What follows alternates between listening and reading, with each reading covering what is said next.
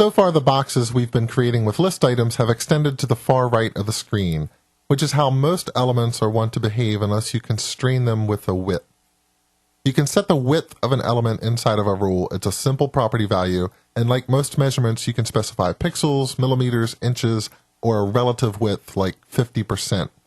Keep in mind that when you specify an exact width, like 250 pixels, you are specifying the width of the content area.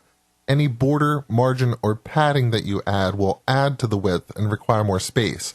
On the box we're looking at, if we say the margins are 5 pixels on all 4 sides, and we've set the content to be 250 pixels in width, then the total size of that box that is rendered is going to be 260 pixels because we add the 5 pixel margin on both the left and right sides.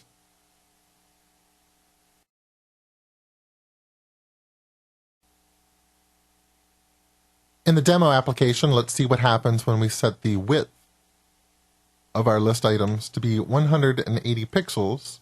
You can see that shortens them up quite a bit. And as I mentioned earlier, you can also set this to a percentage, so I could say that they should be only 40% of the page. But let's go back and let's set this to about 150 pixels. And that's just enough space to fit everything inside of here. And then I could also go in and say the text alignment, all the text inside of these should be centered. We'll talk more about text and typography in the next module.